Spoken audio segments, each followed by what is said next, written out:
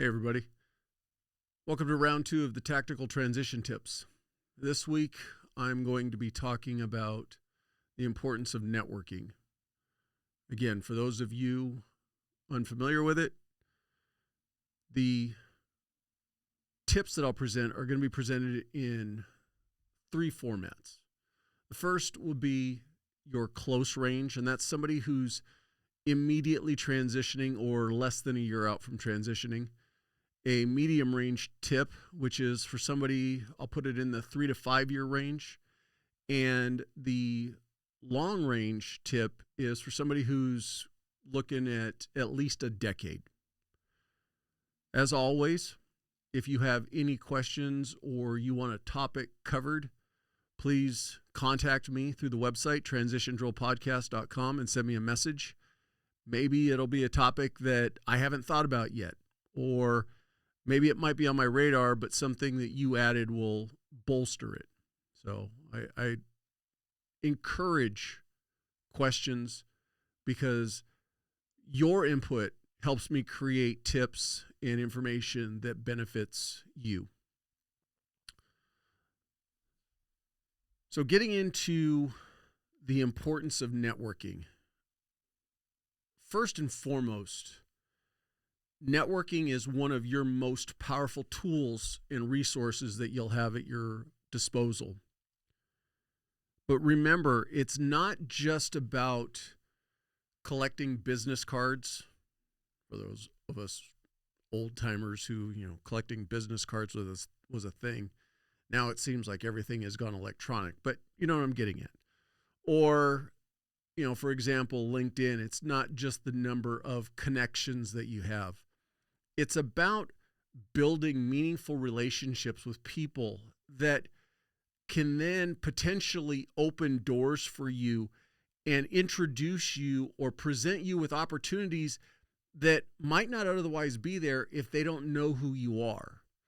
They in essence become your eyes and ears on the ground for finding that next job and maybe getting you something that wouldn't have been available to you. I mean, unfortunately, it's the way work gets done. Sometimes a company may open a position and it may be something where, say, a senior level supervisor happens to know of a friend, acquaintance, a connection, whatever, who might be good for the position and might just slide them into an interview with the CEO and never have a formal announcement of a job. So you're looking to position yourself in that field where somebody who knows you, knows the position that needs to be filled, might be able to leverage that relationship with you to help you along. Additionally, building this network of people that are already working not only in the field that you want to work in, but just operating in the civilian workforce are going to help you understand how the civilian job market works, how you need to be able to translate your skills and your abilities from the military and the first responder world into a way that resonates with those who are going to hire you in the civilian world. So, addressing the close range tip, which is leveraging social media. The easy start is LinkedIn, a very powerful tool for helping you grow your brand. And that's the way you need to think about yourself. You are a brand that needs to be marketed. If you think about anything that we engage with on a daily basis, for the most part, we engage Starbucks, McDonald's, whatever, because we have a relationship with those businesses. But initially, it was about marketing those businesses so that they became on our radar. Well, you need to do the same thing with your connections. You need to grow your brand. You need to market yourself. The first thing to do is get a professional looking photo. Don't have this picture of you in a t-shirt and shorts, hanging out at the beach, unless for whatever reason you want to go into a field that maybe specifically applies to. But in general, you want to think about presenting a professional appearance. This photo doesn't necessarily need to be you in a suit and a tie, but professional it up a little bit. Maybe if you're going to have your spouse take a picture of you, think about the background that's behind you in this photograph. Think about trying to optimize the lights. Just do little things to try to make the photo look as professional as possible, if you don't want to go all the way to the route or the end goal of an actual headshot. But personalize and professionalize the photo on your social media. Additionally, and I'm focusing on LinkedIn because LinkedIn is the primary business platform, and I'm going to get into other social media sites, but I'm primarily talking about LinkedIn at this point. Write up your profile that highlights your experiences, your skills, and what you're seeking in your next transition job, what you're looking for. Put some effort into writing it. If you need to ask for help, get some help from somebody in not how to write, but how to write it better. And that's going to be, I'm going to talk about this a little bit down the road, but when you start engaging with these connections that you're going to develop in the fields that you want to get into, that could be one of the things that you can ask them for help on, is writing a better profile. We can't get through this on our own, and don't think that you're going to have all the answers or that everything that we do is perfect, because somebody who's already in that business is going to know the nuances that you probably don't know. And so seek their help, get their advice. When you're looking to connect with people on LinkedIn, obviously the first thing you need to do is identify the job sector or the jobs that you're interested in. And so there's so many of them. I'm going to throw out general recommendations only because I just want to use something as an analogy. But let's say project management. I know that that's a popular profession or job to go into these days. So your initial search, especially if you're talking close range, you've got less than a year, or you're even in that transition right now, you need to be connecting with the people that are directly related or most directly related to the job that you want. But in turn, if you find a company that you want to work for, regardless what the position is, start looking for people who work for that company. So when you do your search, you can simply search for that company, and then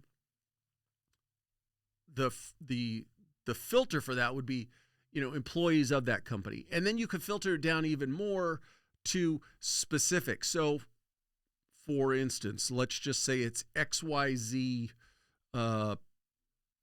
project management company. I don't know if it's even a legitimate company. You start looking for project managers. You start looking for your HR director, your hiring manager, maybe even the CEO. Look for those people that are most adept or suited to provide you with information on how to get hired by this company. Now, that doesn't mean that you can't connect with, the finance director, because you can leverage every connection to learn more about the company. But I would say, if you haven't identified a company yet and you're more looking for a specific field, then start looking for people who are working in that field. If you've identified a company, then look first for those who are involved in the hiring process, helping you get in the door. Now, as you move along and you're maybe into the hiring process and you're going to be going into some interviews and you then want to reach out to the finance manager, getting that additional intelligence about the company is only going to be beneficial to you.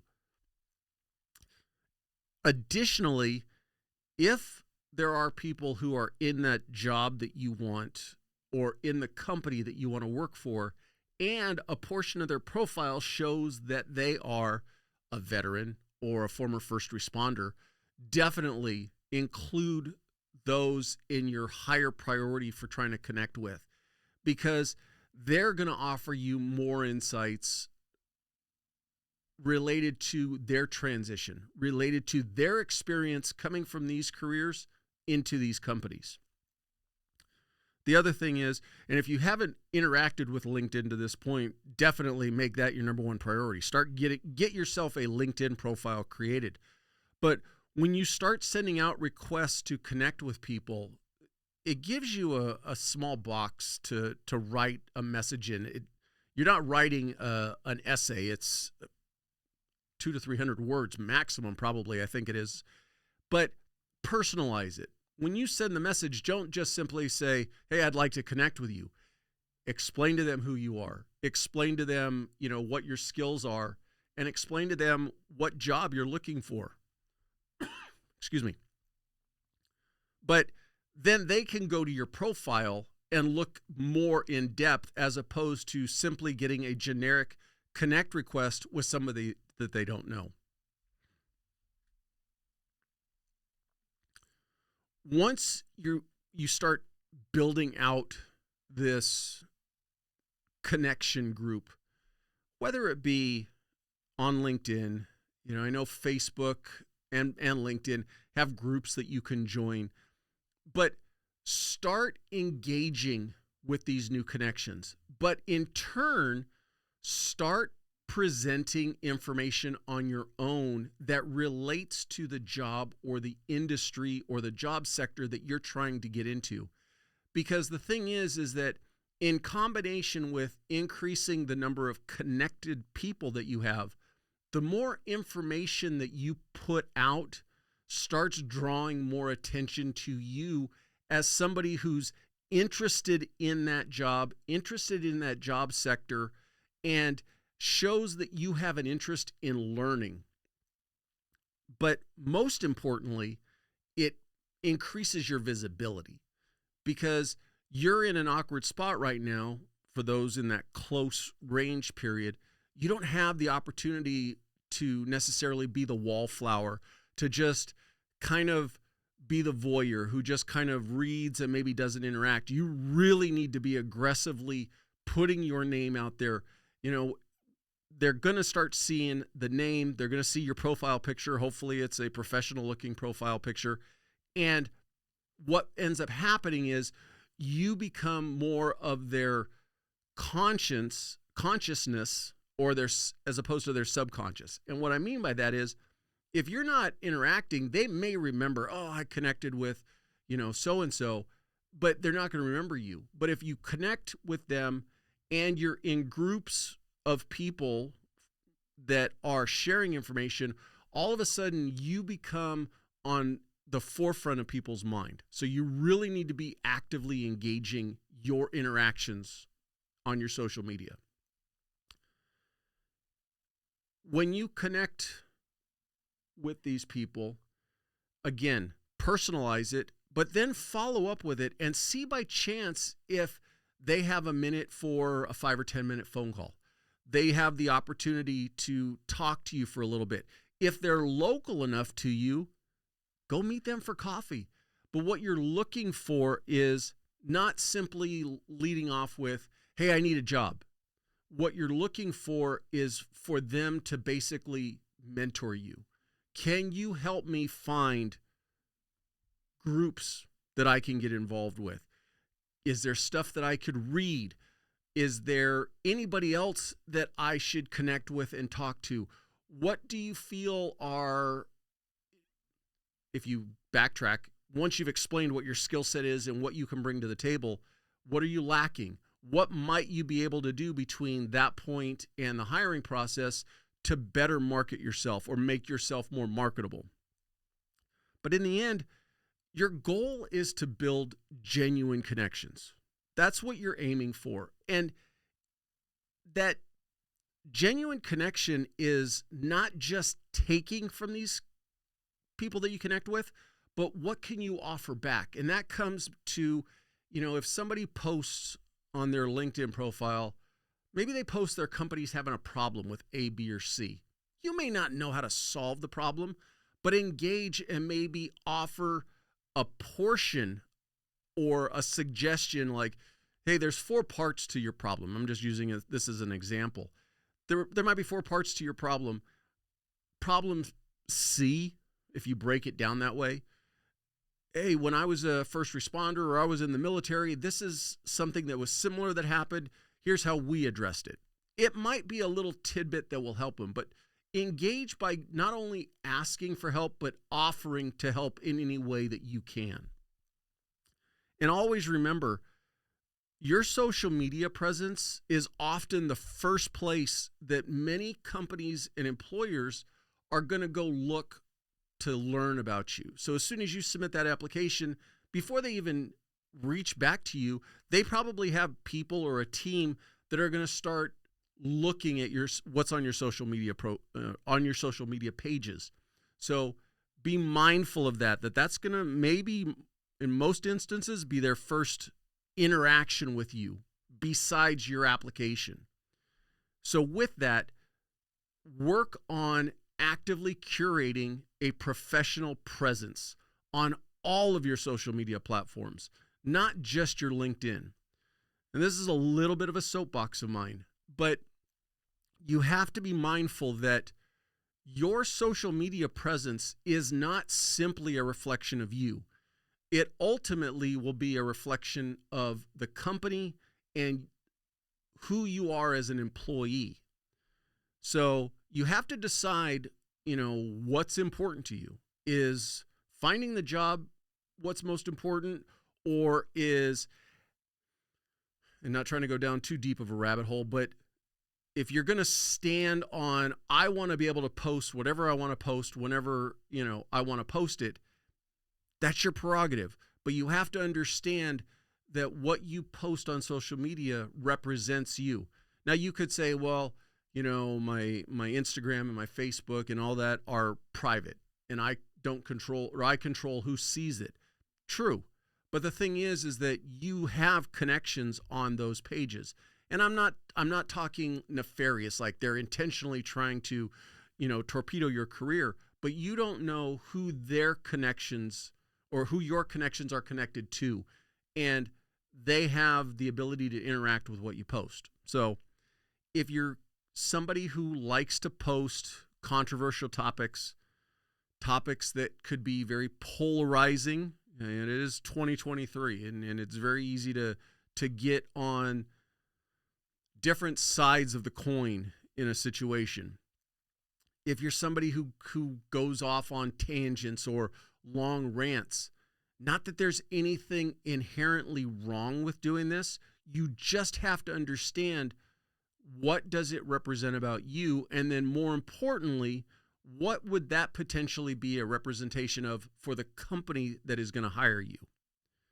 I tell people this all the time. Your social media presence is your business card that you don't get to control when it gets passed out.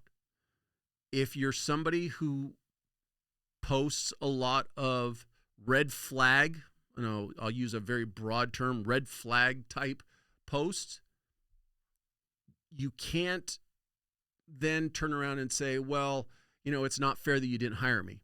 Will you ever even be told that it's because of your social media presence that you weren't hired? I'm going to say probably not. But what it will do is it may not even get you an answer back. You may submit your application and it may simply be a ghost you, or it could just be, we've moved on to somebody else. Thank you very much, or something like that. So all I'm saying is take that out of the equation. Basically, what you want to be thinking about is your social media presence should help you as opposed to hindering you from getting a job. Moving on to the medium range tip, industry specific events. Start putting yourself, preferably in person, in front of people who are in the industry or the job sector that you want to move into. Again, going back to your, using social media, you can start creating a presence, but virtually you're at worst a picture and some typed text. And we all know that whether it be, experiences we've had sending text messages or emails, sometimes what you write can be interpreted multiple ways. And so even though you're posting regularly on your social media in a virtual world or a virtual realm, how you're posting may not be taken the way you meant for it. And so by being able to get in front of people and have them actually get to know you, get to know your personality, get to know your presence, are you somebody who's extremely overbearing? Are you somebody who maybe is a little bit more reserved? It's allowing them to get to know you better. When you're talking to people that are already in the job market that you want to go to, ask them about not just their experience with transitioning to that job or getting to that job. Make it broader. Start asking more questions about what are the current challenges and trends that are occurring in that job industry today. For them, for the people that you're interacting with, it shows them that you're legitimately and genuinely interested. Where it can benefit you, though, is say that does lead to an interview with a company. When you sit down to talk to the hiring manager, you sit down to talk to the CEO, besides being able to market your skill set, you can also show that you've taken that little extra incentive or initiative and aim to get more information about what's going on. Maybe it's with that company. Maybe you're reading, industry tech reports on not just the job sector, but that company specifically. And you can show that I've done some research. I see that this is one of the current challenges that your company's facing. Here's something from my experience that maybe doesn't relate exactly, or maybe by chance you have experience in something that virtually meshes with that.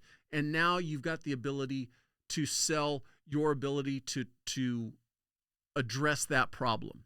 So put that extra effort in there and start gathering additional intelligence about the entirety of the company or the job sector that you want to move into.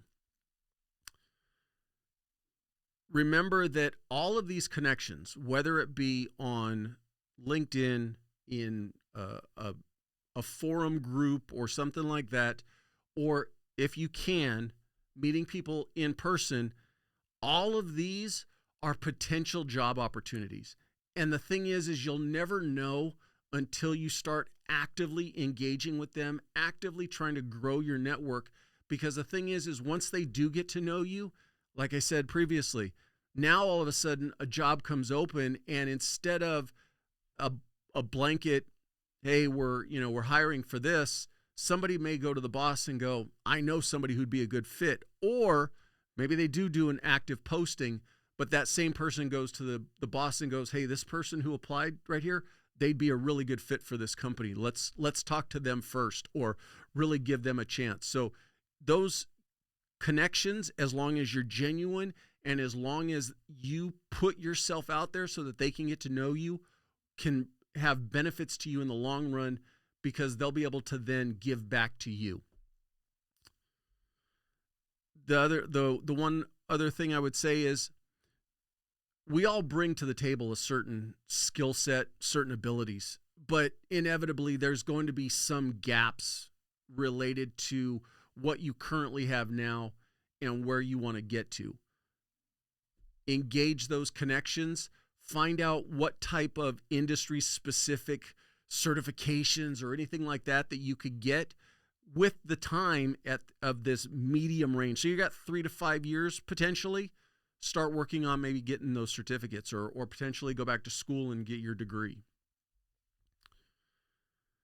Some examples of nationwide industry groups that you might want to reach out to. There's Hiring Our Heroes. They have a lot of virtual events, and I'll put the link for this in the notes. And then there's the U.S. First Responder Association. Now, I just went nationally when I found a couple of these. I don't have an affiliation with either one of them, but they're a good starting point. But also start looking local, as simple as maybe your local VFW, or start with maybe your Chamber of Commerce, as close as you can get to home that makes it convenient for you for in-person type meetings. Find if there's a company that you want to work for that is in your local area. Maybe you reach out to their social media department. Maybe you reach out to their event coordinators, whatever they call them. You may just have to cold call the company and say, hey, I'm interested in speaking to whoever coordinates your events, whatever they are. Give that person a call. Say, here's who I am. I'm interested in applying for a position with your company. Do you host any events that I might be able to attend? You never know. But it's better to try and be told, yeah, we don't do anything like that, or it's only open to employees, as opposed to just assuming. Rely on your existing network of coworkers, friends, and former coworkers. We all have people in our lives who have transitioned away from these careers.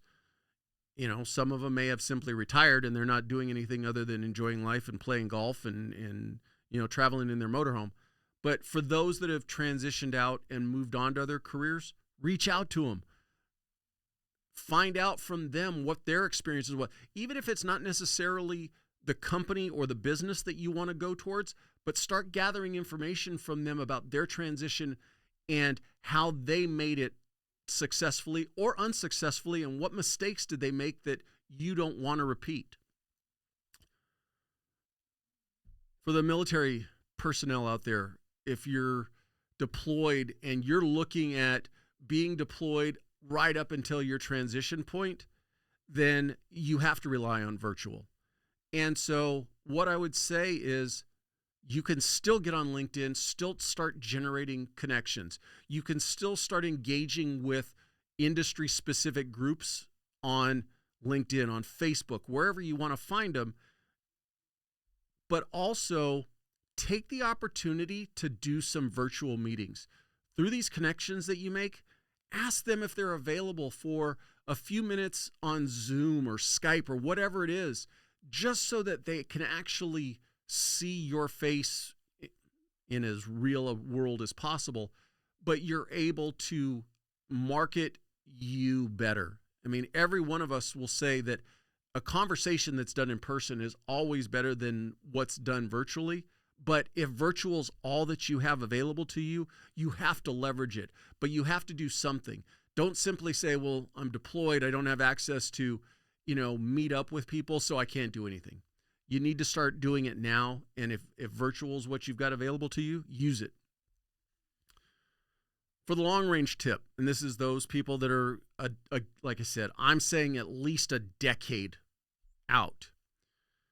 Here's where you have the opportunity to gradually build a diverse network. And what I mean by diverse, so obviously your initial focus is the job sector that you want to choose, and those people that are potentially working in the same job that you want to transition into. But now what you want to do is you want to start finding the ancillary or the correlating sectors or jobs that interact with those positions. So from your initial reaching out, you establish connections with people who are doing the job. One of the things you want to find out from them are, who are the units or who are the divisions within the company that you interact with? So again, maybe I've talked about project management. If you're interested in project management, you might not necessarily need to talk to the head of finance, but if one of your connections says, "Oh, hey, part of the project management skill or job is to coordinate projects that also work with, in conjunction, the finance department." All right. So then start making those ancillary connections and start learning how the two work together, because what you want to be able to show when you go into an interview for this position is, these are my skill sets to make me a good project manager, but I also understand, in talking to others doing this job, that the position requires regular collaboration with the finance department.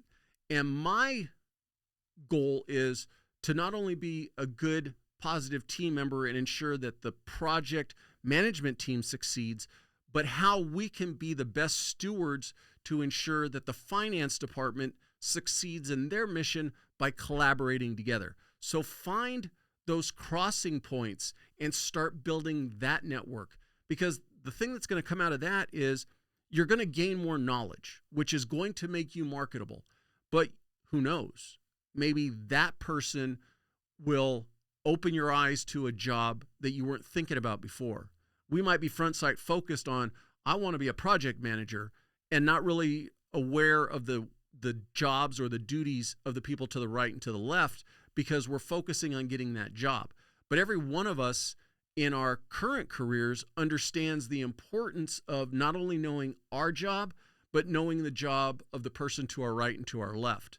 And so by building a diverse network, that's what you start doing. You start building a global picture of how a company or a specific job sector operates.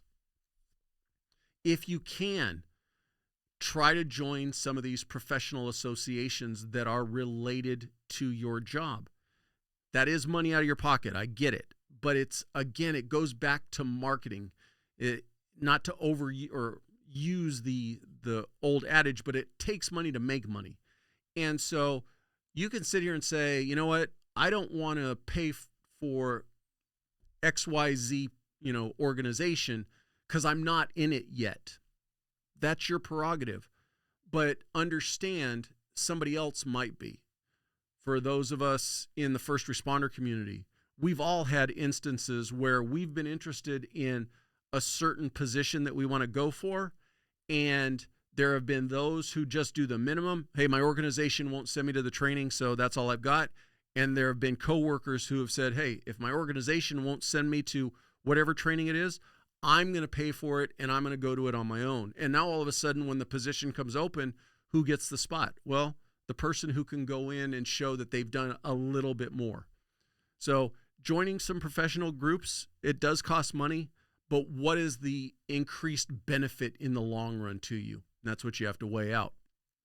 I've already said this, but not only joining as many groups and forums on LinkedIn and Facebook and that you can, if for whatever reason they are closed to people who are not in that profession, that's again where you could potentially leverage your connections, and you get that right person who really believes in you, who really kind of wants to go to bat for you, and says to the admin of that group, hey, let's give them a try. Let's let them in.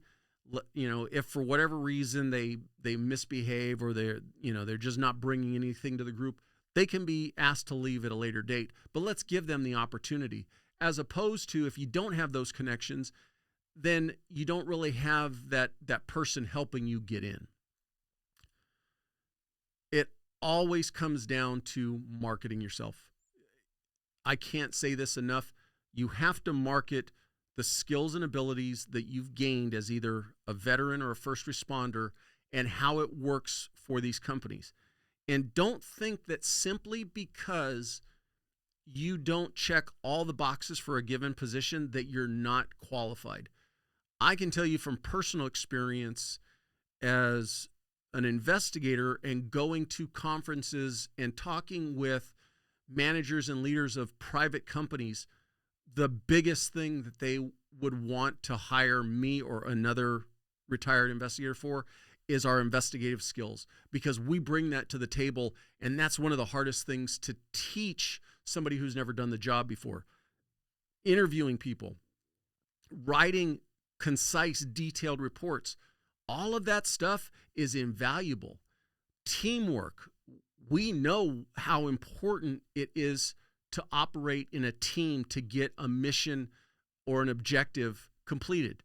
A lot of times from the civilian side, they don't understand that when they're first coming in. And sometimes they never learn that.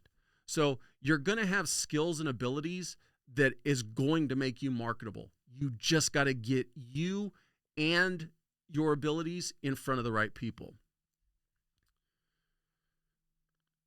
Try thinking outside the box as you grow your diverse network. I've already given you kind of examples of the collateral teams, but you could also go completely into left field. You could be, interested in project management, but what if you interacted with somebody who's an event planner and runs their own business? I'm just using it as an example. They kind of have similar characteristics in that they're both in charge of making sure that an objective is completed, but it's not necessarily under the same title. So just think outside the box on who you could grow your network to. And again, I've said this before, the one thing that comes with that, though, is you expose yourself to somebody that you think might be, wow, they're way too far left, and I'm not talking politics. They're just left of what I want to get to, so I'm not going to interact with them.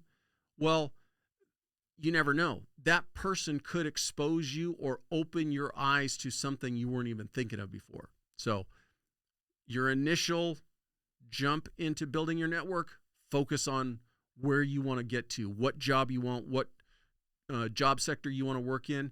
And then as that network is building, start diversifying it. And then when you've really kind of built it out, now you start going, it's kind of like the stone and ripples in a pond. You want to start working those ripples and seeing where else you can make connections and how it can benefit you. Some of the big things that you can do are going to cross-industry events where they bring multiple sectors together. And some of the, again, I focused nationally. A really big one is South by Southwest in Austin. Now, granted, it's more of an entertainment-based, but you're still bringing a lot of different companies and job sectors together in one spot. So if you've got the opportunity and it works for you, think about going to something like that. A medium is more kind of like a regional. Look into small business expos. They go on all over the place. It may not necessarily be in your backyard, but it might be a 2 or 3 hour drive from you. And then small, I've already said this, start looking at your local VFWs. Look at your local Chamber of Commerce. Go to events that may not even be job specific. I can tell you from my experience having to do public presentations as part of my previous job with my law enforcement career is that we would present to local community groups to tell them and you're teaching them what we do. And then all of a sudden you meet with a local business owner who's very pro law enforcement or very pro military and might just simply want to help you either get your job or put you in contact with somebody who can help you. So put yourself in those positions to meet people. And the more diverse your connection group is, the greater the opportunities that you're going to be presented with. So in closing this up, your first priority is learning the civilian market and learning how to transition your skills and your abilities into not only a marketable way, but a way that resonates with the people that are going to hire you. Make them understand that what you're bringing to the table is invaluable to their company and they need to hire you. Don't take on this alone. There's nothing that we do in these careers by ourselves. Everything is always with a team. Engage your team. Build a quality network of connections who are then you're getting from them as much as you're giving them, and they become your eyes and ears on the ground. But it's got to be genuine. It can't be simply looking to just look at how many numbers of connections you can make.